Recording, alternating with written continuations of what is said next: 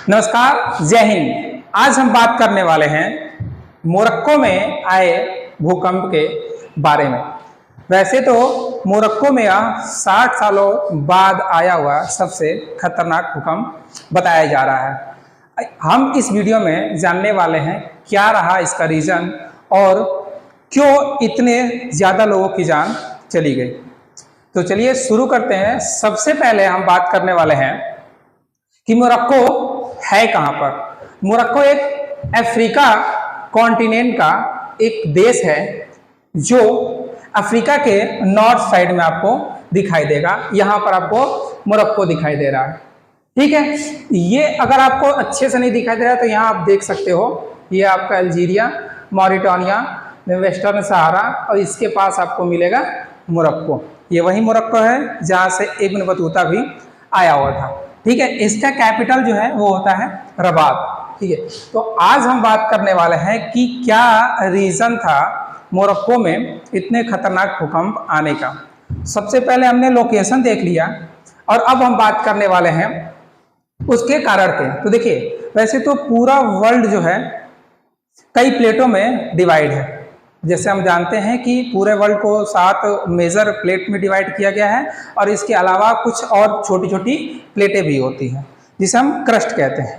तो उनमें जो ये 7 बड़ी प्लेटें हमें दिखाई देती है, उसमें से मोरक्को में आए भूकंप के 2 मेन प्लेट जो है वो रीजन है। पहला यूरोपियन प्लेट और दूसरा अफ्रीकन प्लेट है। इसमें अगर हम देखेंगे तो देखिए, प्लेटों में हम 3 प्रकार के मूवमेंट देखते हैं। पहला मूवमेंट जो होता है वो होता है कन्वर्जन, जिसमें 2 प्लेटें आप देख रहे होंगे, 2 प्लेटें आपस में क्या हो रही हैं, 2 प्लेटें आपस में एक दूसरे की तरफ मूव कर रही हैं, जिसमें एक प्लेट आपको ये दिख रहा है और दूसरी प्लेट आपको ये वाली दिख रही है, ठीक है। इसमें एक प्लेट आपको नीचे की तरफ जा रहा है और एक प्लेट आपको यहाँ पर दिखाई दे रहा है इससे टकराते हुए, ठीक है। ये होता है conversion plate boundary.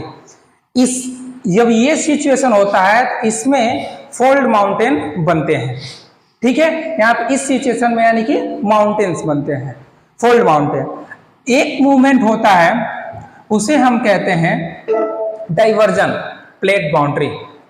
Diversion plate boundary में सिंपल सा ये होता है कि जो अर्थ पे प्लेटें हैं वो 2 साइड की तरफ मूव, दोनों अपोजिट साइड में मूव करती है। एक प्लेट का डायरेक्शन आपको इस साइड में दिख रहा है और दूसरे यानी कि दोनों अपोजिट साइड में जा रही है, ठीक है। इस पे स्प्रेडिंग होता है, फैलाव होता है, तो नीचे से जो भी मैग्मा और लावा होता है वो ऊपर की तरफ आती है।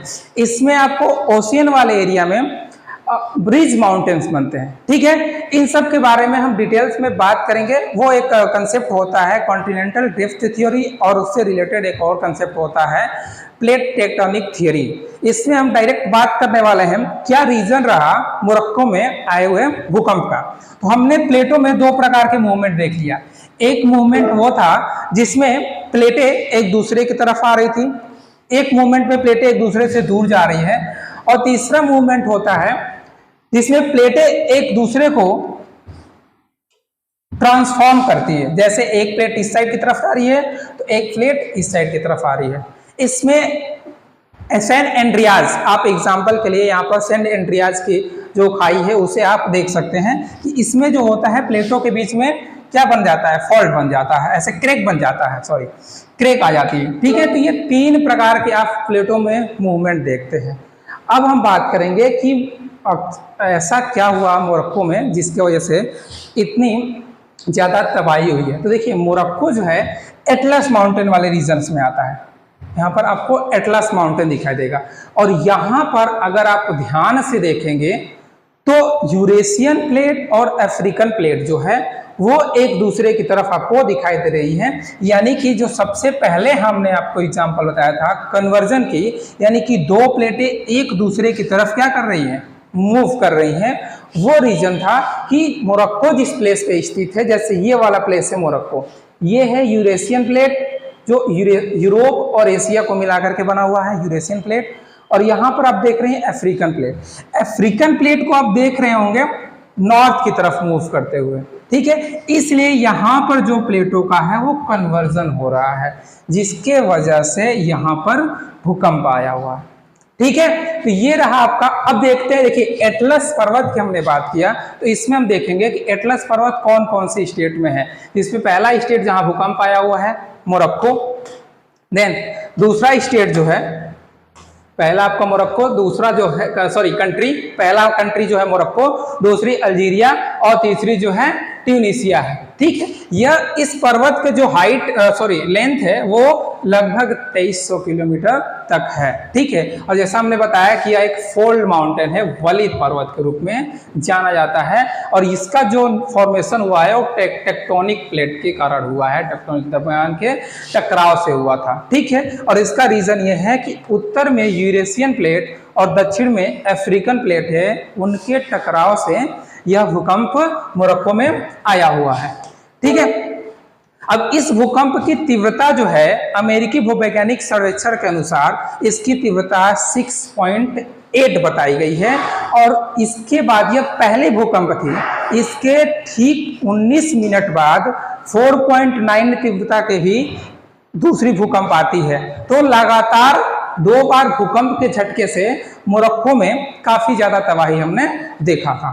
ठीक है, अब इसके केंद्र की अगर बात की जाए तो यह माराकेश से लगभग 70 किलोमीटर की दूरी पर इगिल शहर में यह इसका मेन सेंटर था, और यह इसकी जो डेप्थ थी वो 18 किलोमीटर थी।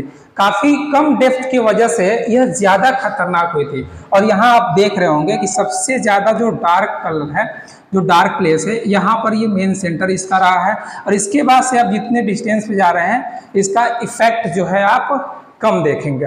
ठीक है, तो ये पूरा का पूरा मोरक्को है, ये माराकेश इसका एक मेन प्लेस है। ठीक है, अब इसमें बात करें तो यहाँ पर नुकसान सबसे ज्यादा क्यों हुआ है, तो इसका मेन रीजन यह था कि इन सब क्षेत्रों में भूकंप आम बात नहीं होती है। मतलब कि यहाँ पर लोग उस तरह की तैयारी नहीं किए रहते हैं कि यहाँ भूकंप आए। जैसे जापान की अगर बात करें तो जापान में भूकंप आना एक आम बात होती है, लेकिन इन सब देशों में भूकंप काफी लंबे समय बाद, जैसे अभी इसका जो इससे पहले जो भूकंप आया हुआ था वो 1960 के आसपास आया हुआ था, और अभी 60 सालों बाद लगभग भूकंप आया हुआ है। ठीक है, इसलिए यहाँ पर भूकंप आम नहीं होता है, इसलिए तैयारी इसकी क्या होती है, बहुत कम होती है। इमारतें कॉम्पैक्ट और भूकंप मानदंडों का पालन भी नहीं करती है, जिसकी वजह से भूकंप आने पर यहाँ इमारतें अपने आप को संभाल नहीं पाती हैं, और ये रीजन था कि मोरक्को में इतनी ज़्यादा तबाही हुई थी। मिलते हैं अगली वीडियो में। जय हिंद।